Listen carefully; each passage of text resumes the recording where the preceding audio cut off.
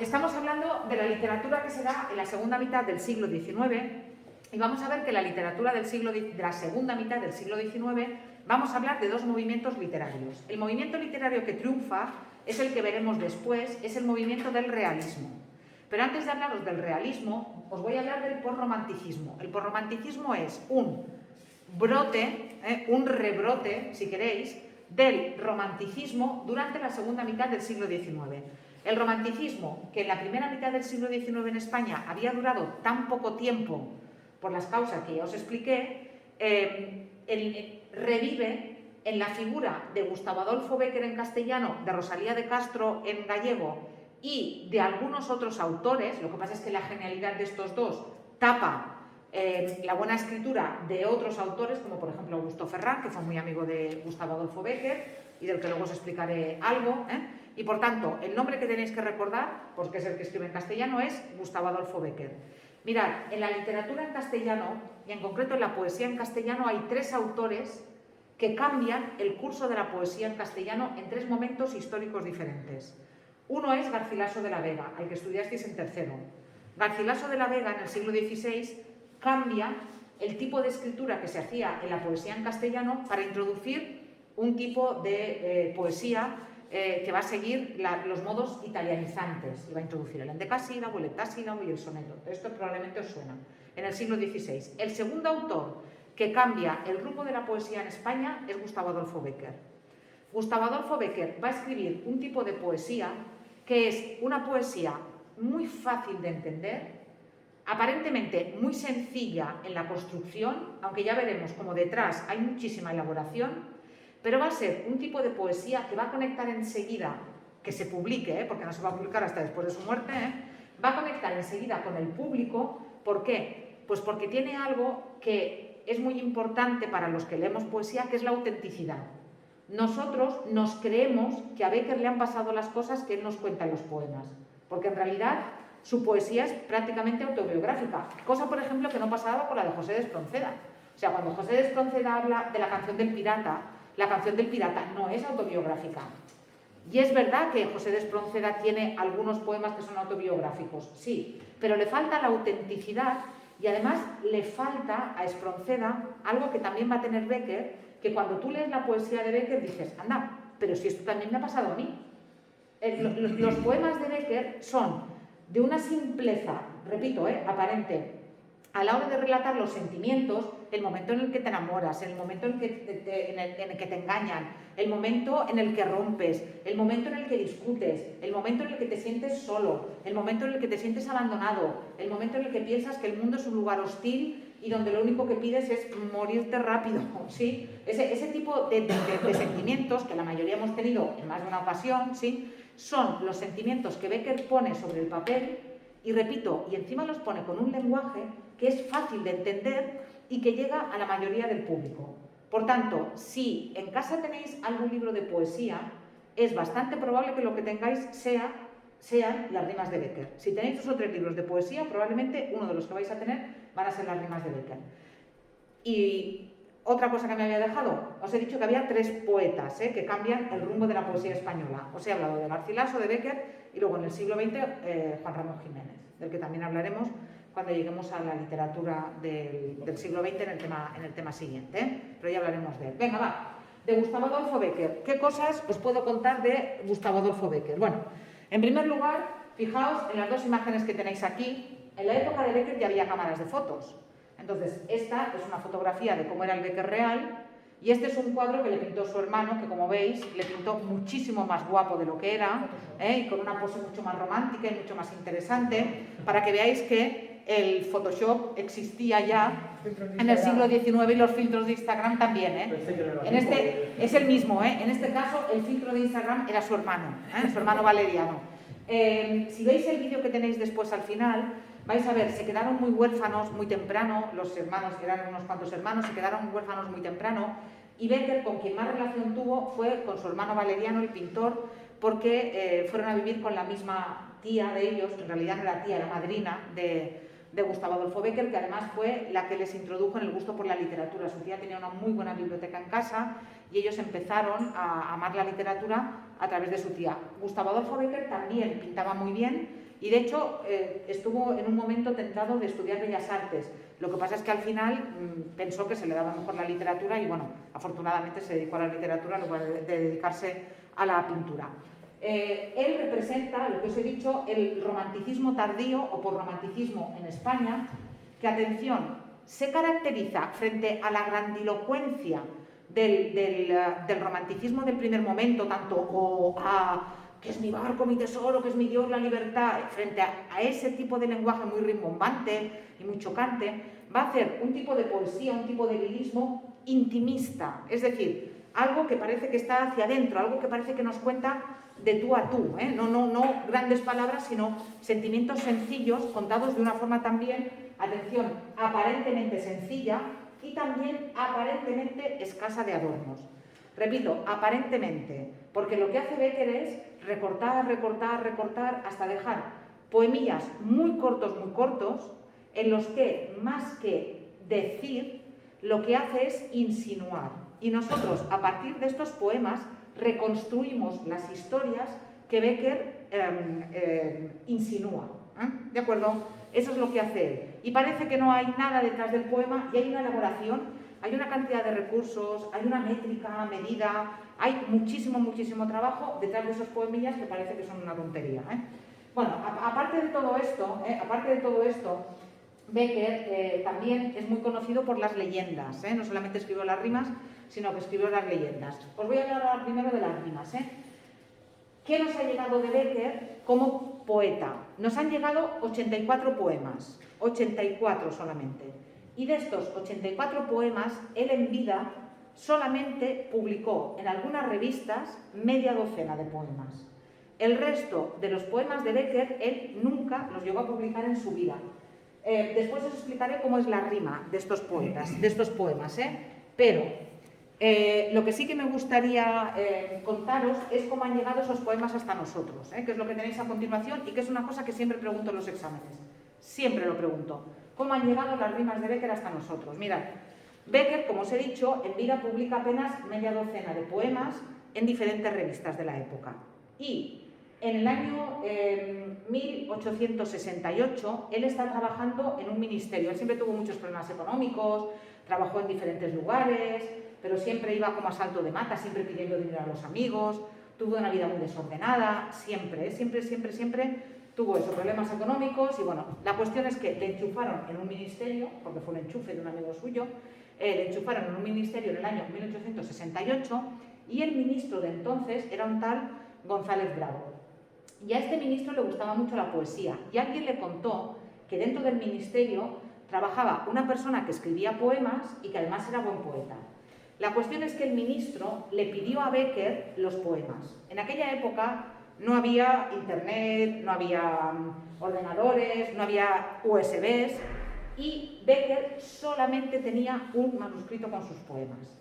Se lo dejó al ministro, el ministro se lo llevó a su casa y en el año 1868 hubo en España una revolución, que es la que se llama la Gloriosa, que fue la que derrocó a la reina Isabel I, después vino la Primera República, y el caso es que los revolucionarios asaltaron la casa de González Bravo y se perdió el único manuscrito que había de las rimas de Bécquer. El único manuscrito que había de las rimas de Bécquer se perdió cuando estos revolucionarios entraron en casa del ministro.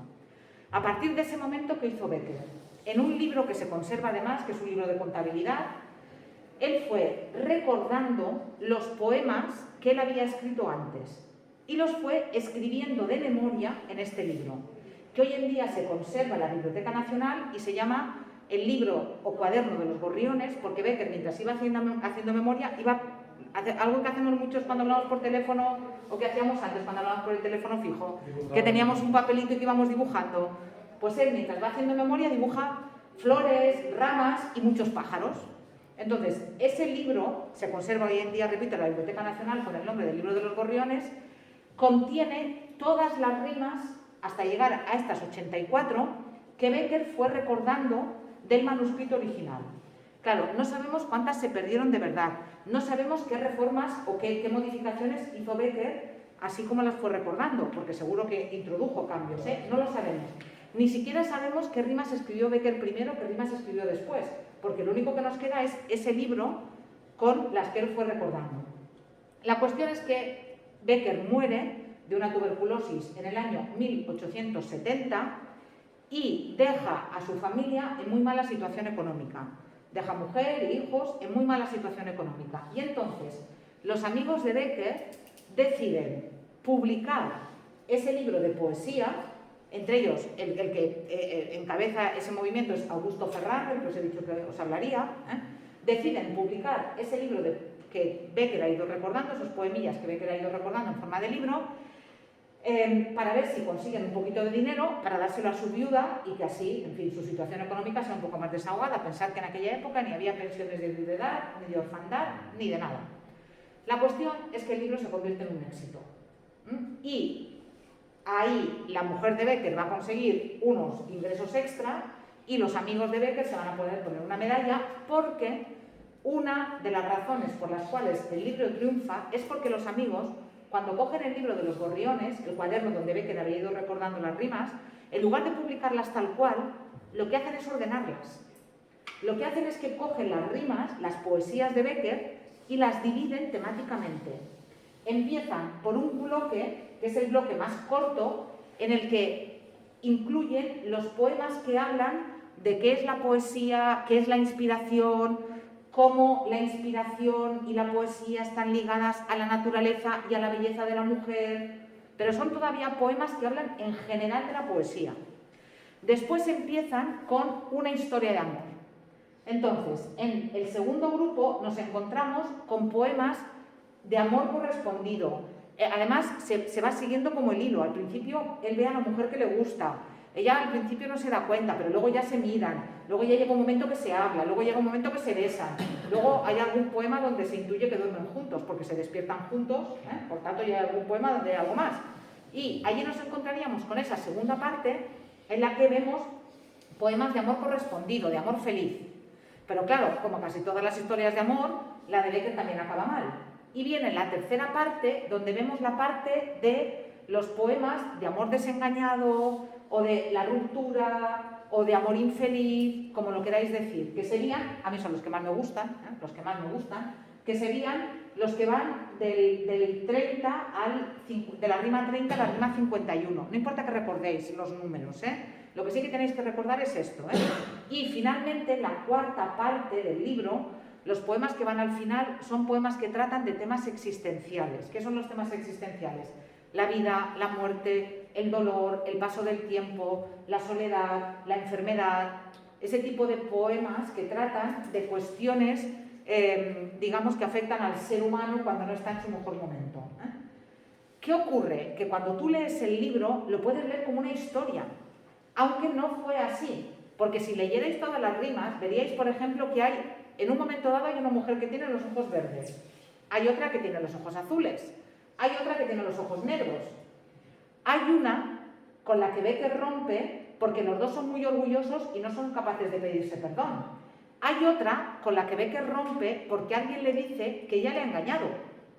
Entonces no es la misma. Y cuando lees las rimas con atención, tú ves que en realidad detrás de las rimas no hay una mujer, sino que hay 4, que son las 4 historias de amor que Becker tuvo durante toda su vida. Pero ¿qué hacen los amigos? Los amigos, con muy buen criterio, ordenan el libro como si efectivamente fuera solamente una historia de amor. Y como si fuera eso, primero la poesía, repito, muy ligada siempre al amor y a la belleza femenina. Luego, el momento ese en el que te enamoras, el momento ese en el que rompes, y luego el momento en el que ya eres, en fin, estás cerca del final de tu vida y te planteas lo que ha sido y te ves solo, etc. Si veis los poemas que tenéis aquí, vais a ver que cada uno de estos pertenece a una de las épocas, Después ya los veremos, Por tanto, repito, esto es muy importante, porque, por ejemplo, yo tengo 2 ediciones de las rimas de Becker. Y tengo una edición de las rimas de Becker, que es la típica, la de los amigos, y luego tengo una que, a partir del libro de los gorriones, es una edición así como está escrito en el libro de los gorriones. y es muchísimo mejor la edición de los amigos. Y son los mismos poemas. Pero ¿qué ocurre? Que con la de los amigos ves un hilo, ves una conducción, ves una historia, ves un desarrollo, ves un final. Y de la otra manera, pues vas un poco a salto de mata y siguen siendo los mismos poemas y siguen siendo magníficos. Pero los amigos tuvieron un ojo, o sea, yo no sé, no sé qué parte del triunfo de Becker se debe a que los amigos tuvieran ese ojo clínico, pero de verdad lo tuvieron, ¿eh? Sí. Va, mirad. Aquí tenéis algunos de estos poemas que os he dicho y me gustaría ahora comentar la forma de los poemas, ¿eh? Mirad, por ejemplo, este poema que tenéis aquí. Este es un poema típico de las rimas de Becker. Ese es todo el poema.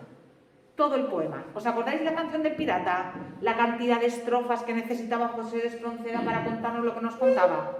Pues mirad lo que dice Becker en este poema. Hoy la tierra y los cielos me sonríen. Hoy llega al fondo de mi alma el sol. Hoy la he visto y me ha mirado. Hoy creo en Dios. Ya está. O sea, no necesita decirnos nada más. Necesita simplemente 4 versos y normalmente, si os fijáis, utiliza 3 versos más largos y el último verso más corto. Eso es lo que suele hacer Becker. No siempre lo hace, pero es lo que hace muchas veces.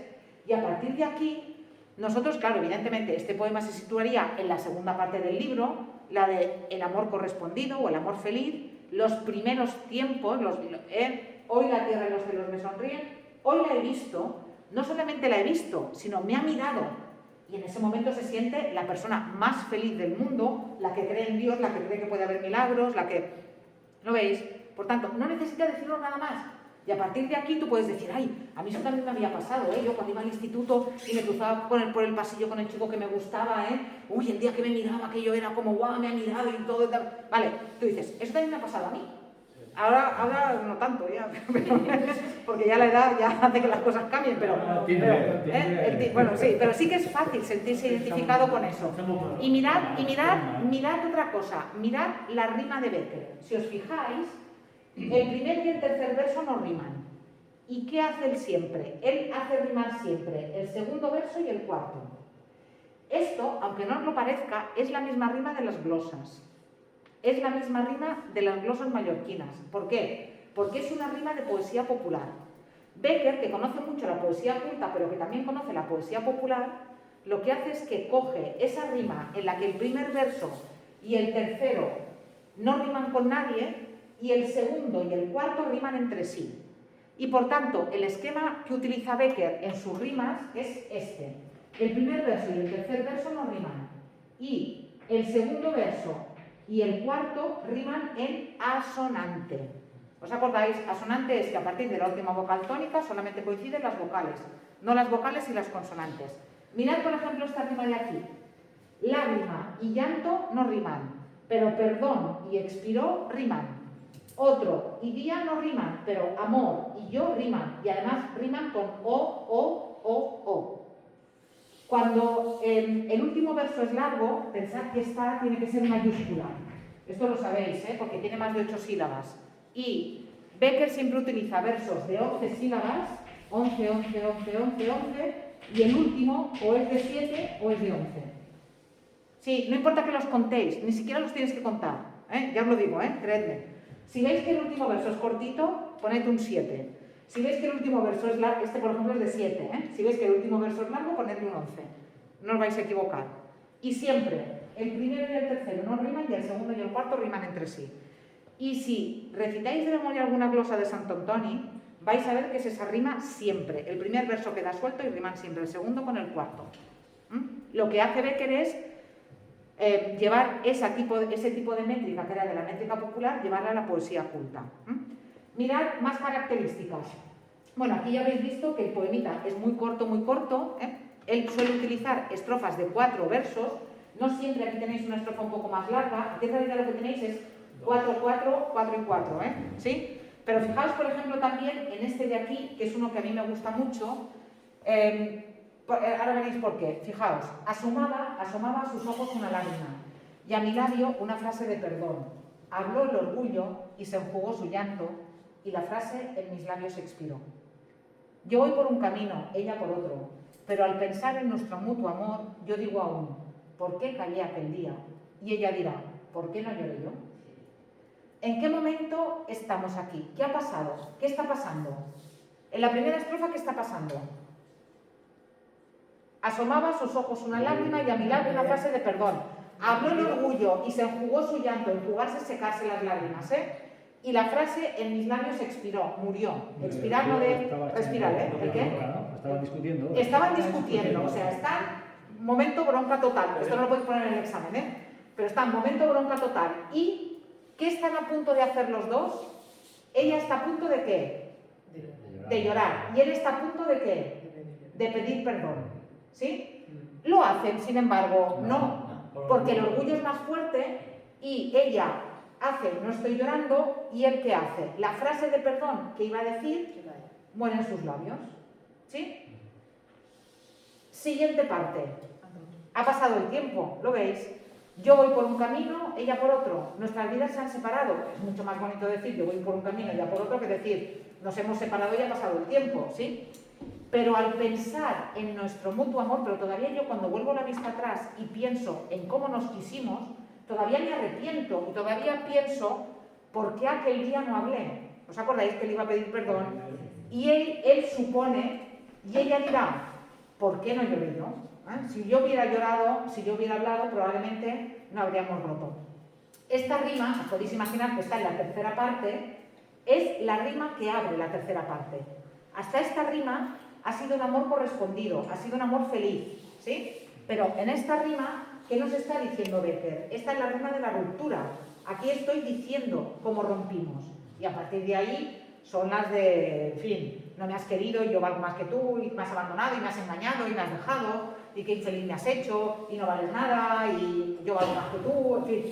Ya os digo, a mí son las que más me gustan, las del amor desgraciado, esas son las que más me gustan, ¿vale? Veis, por tanto, este ejemplo, pero si os fijáis, la rima sigue siendo la misma, Riman siempre el segundo con el cuarto, el segundo con el cuarto, el primero y el tercero quedan sueltos, y esta es un poquito más larga, es un poco más larga, pero sigue siendo solamente 4 versos, pero fijaos toda la historia que hay detrás. O sea, es que te puedes imaginar la escena, lo que han dicho, lo que han hecho, el tiempo que ha pasado, todo eso, porque esa es la capacidad que tiene Bécquer, que os he dicho antes, de insinuar o de evocar más que de decir. Para esto probablemente Espronceda necesitaría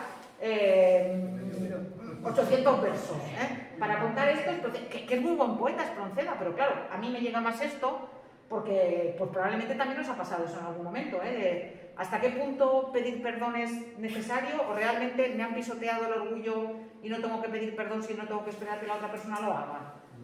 Pues eso es lo que nos plantea Bécquer, que repito, además fijaos, estos poemas no están modernizados, estos poemas tienen 150 años, tal cual está, 150 años. Lo digo porque no todo aguanta también el paso del tiempo. Ya os digo, está clarísimo, o sea, y lo que hay. Pero ya os digo, parece que detrás, oye, este escribe así como habla. No. Hay detrás una elaboración, hay detrás muchísimo trabajo de esto, de recortar y de dejar el poema en la mínima expresión, pero para que diga lo máximo y sobre todo, repito, para que insinúe más de lo que el poeta está escribiendo, ¿vale? Otro de los poemas que tenéis aquí, por ejemplo, es el último, el de... A mí también es un poema que me encanta, por 2 cosas que os voy a explicar ahora.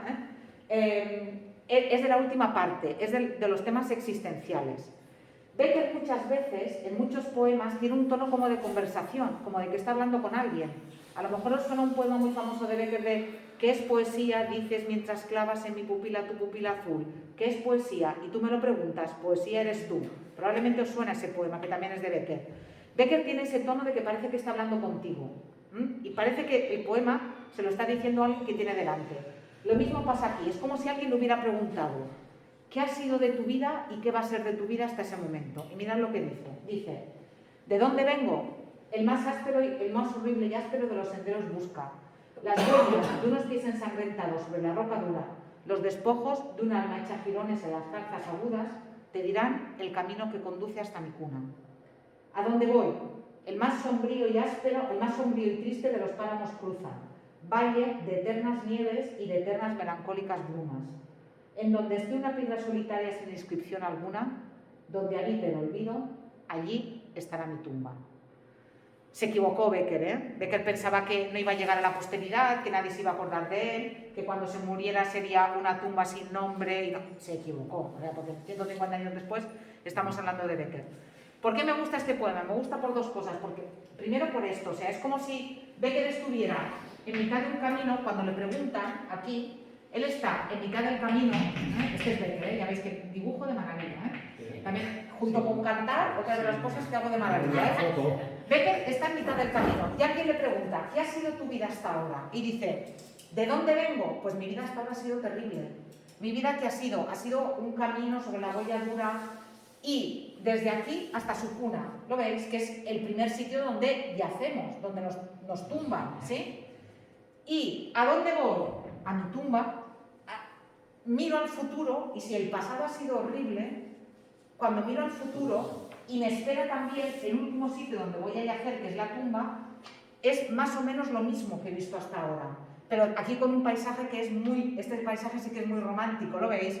Un valle de eternas nieves y de eternas melancólicas brumas, ¿eh? Sí. Y en donde esté una piedra solitaria sin inscripción alguna, donde habite el olvido, allí estará mi tumba. Este verso, de donde habite el olvido, después hay un poeta de la generación del 27, del que os hablaré cuando lleguemos a la generación del 27, que es Luis Cernuda, que tiene una etapa que es muy beckeriano. Luis Cernuda tiene una etapa en la que le influye mucho la poesía de Becker, y uno de esos libros que escribe, que son poemas de amor, se titula justamente Donde habita el olvido. Recupera, y la canción de Sabina. Y la canción de Sabina, efectivamente. Es para que veáis que Becker es un poeta de estos que nos resuena y que nos suena porque él es el primero que lo dice.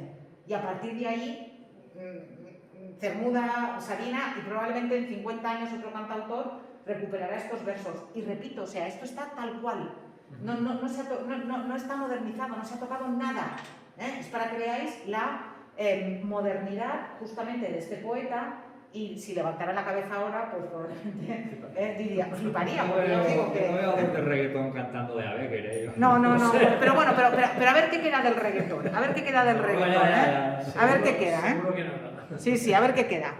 Vale, después, aparte de esto, en el caso de Becker, aparte de las rimas, Becker también escribe, que con esto sí que lo llega a publicar, no en forma de libro, sino que también lo llega a publicar en diferentes revistas, escribe las leyendas, que son muy famosas en el caso de las de Becker. Aquí tenéis una definición de leyenda que os dije, que es un tipo de texto que triunfa durante el romanticismo y durante el posromanticismo, ¿lo veis? Gustavo Adolfo Becker, son narraciones que evocan el pasado histórico y que tienen una acción verosímil, pero con elementos fantásticos o insólitos. Y las publicó en estas dos revistas él, en El Contemporáneo y en La América. No importa que recordéis esto, pero sí que es importante que recordéis que son probablemente, de lo de Becker, es la obra más propiamente romántica. Sí que nos vamos a encontrar con evasión al pasado, con historias a la Edad Media, con espectros, con fantasmas, con apariciones, con amores imposibles, con finales infelices, siempre, con personajes con un secreto, con algo oculto, con un destino. Son muy románticas, en el sentido del romanticismo de la primera mitad del siglo XIX, y tienen mucha calidad. Y son diferentes de las rimas, pero también muy interesantes. ¿De acuerdo? Vale, pues entonces, me gustaría, ya os digo que para el próximo día, repasarais estos vídeos que tenéis aquí de Becker. Y mirad, perdonad, que me falta comentaros esta rima de aquí. Os he dicho que la rima que teníais aquí es de la última parte, de los temas existenciales. La que teníais aquí arriba, la de hoy la tierra y los cielos, de la segunda parte, el amor correspondido. La de... ahora no me acuerdo del primer verso. La de asomaba sus ojos una lágrima y a mi lágrima frase de perdón. Esa sería del tercer bloque, del bloque del amor no correspondido. ¿Qué me falta? Me falta la del primer bloque. Me falta esta que tenéis aquí, que habla de ¿qué? Del genio, pero cuidado, no del mal genio. Habla de la genialidad del poeta, habla de eso que tenemos todos dentro, oculto, que tenemos muchas veces algo y lo único que estamos esperando es que alguien nos diga que somos buenos haciendo algo. Mirad, ¿de qué habla aquí? Habla de un arpa. Dice, del salón, en el ángulo oscuro de su dueña tal vez olvidada, silenciosa y cubierta de polvo, veíase el arpa. En un salón, en un rincón, abandonada y olvidada y llena de polvo, hay un arpa. ¿Cuánta nota dormía en sus cuerdas, como el pájaro duerme en las ramas, esperando la mano de nieve que sabe arrancarlas? O sea, el arpa está callada, nadie la toca, pero si alguien la tocara, tendría mucha música dentro, ¿sí? Y entonces viene la reflexión. ¡Ay!, pensé, ¿cuántas veces el genio así duerme en el fondo del alma? Y una voz, como Lázaro, espera que le diga, levántate y anda. Este Lázaro no es el Lazarillo, ¿eh? Este Lázaro es el Lázaro de la Biblia, que se muere y Jesús lo resucita diciéndole levántate y anda. Pues lo mismo, ¿eh? Que a veces tenemos algo dentro, una genialidad, y estamos esperando que alguien nos la despierte, ¿vale? Bien sabe,